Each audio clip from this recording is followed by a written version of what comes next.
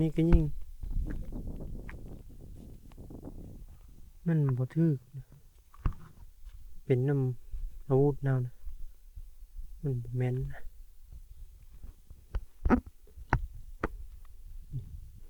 ได้ตัวหนึงว่ายิ่งนี้ไว้เบิ่งนี้มื้อนี้นี่ยิ่ง3 บาทนะ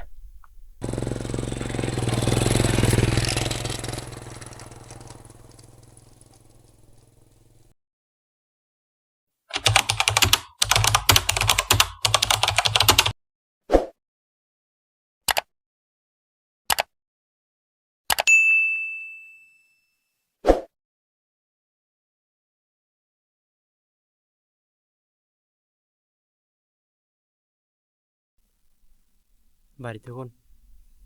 ขอต้อนรับทุกคนกับสุดซองผู้ไทยไลฟ์สไตล์นะทุกคน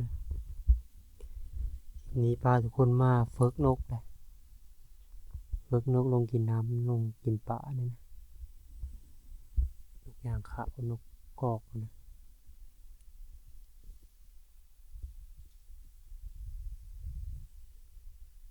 เดี๋ยวว่านั่งนี่ก็โดนเติบเลยนะแต่ก็ยังบ่เห็นนกอยู่แต่ว่ามีห้อยมันอยู่แถวแคมน้ำนะมันน่าจะยังบ่มานะอาจจะท่าเบิ่งก่อนเป็นสูงสิค้ำไปแล้วใกล้ค้ำแล้วจังกลับนะมาประมาณกับไปติดตามมากันทุกคนอากาศมื้อนี้ก็มืดครึ้มนะบดแดดบดลมพร้อมนกนี้มันน่าสิมาอยู่เพราะเห็นห้อยมันหลายอยู่นะถ้าเบิ่งอีกก่อนคำไปแล้วอาจจะคอยเลาะมือนะมันกระเทินเฮาได้มาแล้วนะเฮาก็เลยนั่งท่าเลย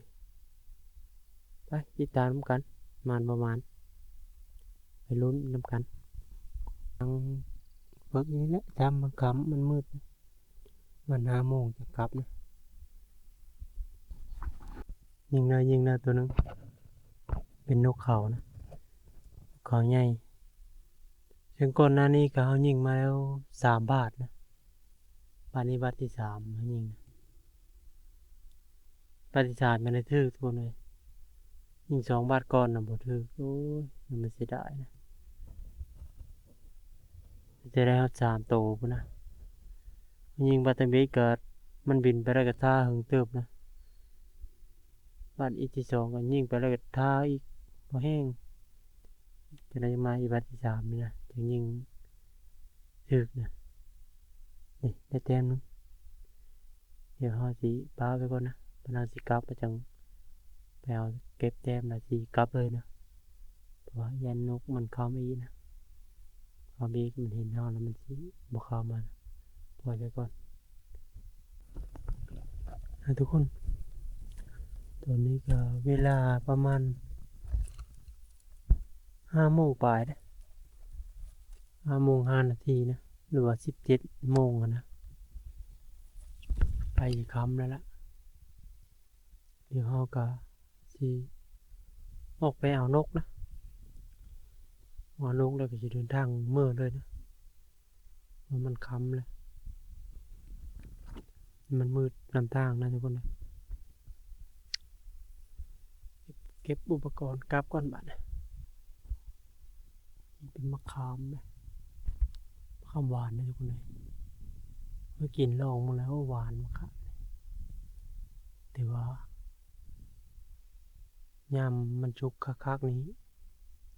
มันจะมีอีเห็นพวกบ้างพวกนี้มากินนั่นนี่นะเห็นบ้างนูพวกนี้ว่ามันไกลดงเลยเด้นี่เป็นดงยามมันเป็นเนี่ยมาลัดมาเพิกนี่อาจจะเพราะอีเห็นเพราะบ้างนะครับให้มันสุกคักก่อนเราจึงมาเพิกนะกลางคืน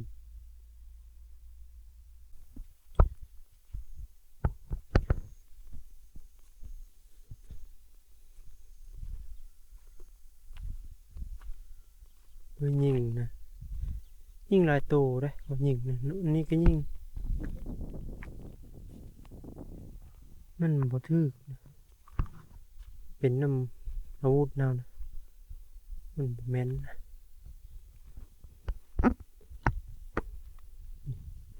ได้ตัวหนึง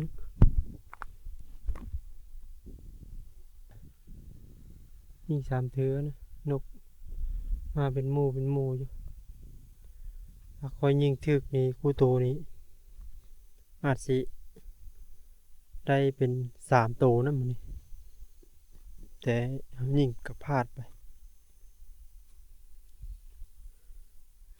อยู่แถวนี้แหละบ่ยิงพลาดเป็นอาวุธเฮาแน่อาวุธเฮาก็มันบ่ร้อยแน่นะเฮาบ่ได้ตั้งกองตั้งหยังเลยก็เลยได้ตัวหนึงมื้อนี้ถือว่าหมานอยู่นะบ่ได้ลาบมื้อแลง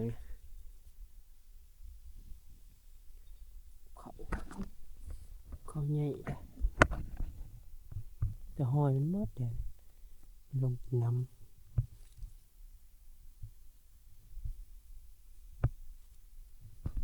มีแต่ห้อยมันลงมากินน้ำเดี๋ยวนี้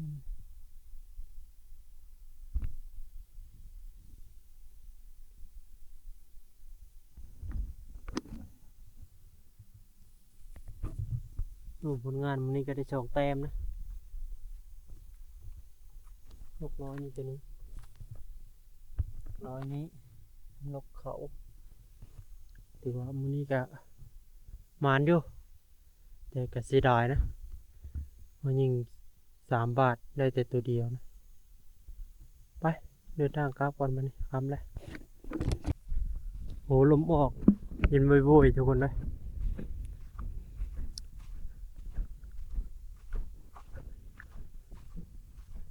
บรรยากาศค่อยกำลงแรงนะ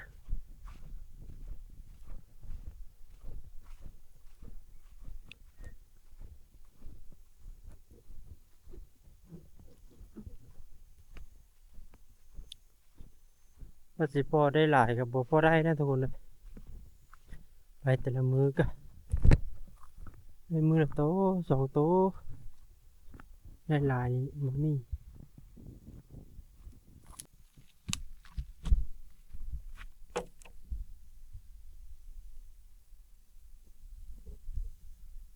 วันนี้ก็สิเดินทางกลับแล้ว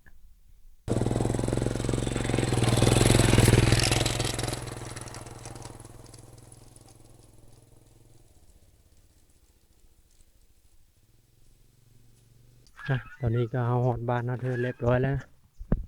สำหรับคลิปนี้ก็สิขอจบเพียงเท่านี้นะทุกคนฝากกดไลค์กดติดตามเพื่อเป็นกำลังใจในการถ่ายคลิปของเรานะแล้วพบกันใหม่คลิปต่อไป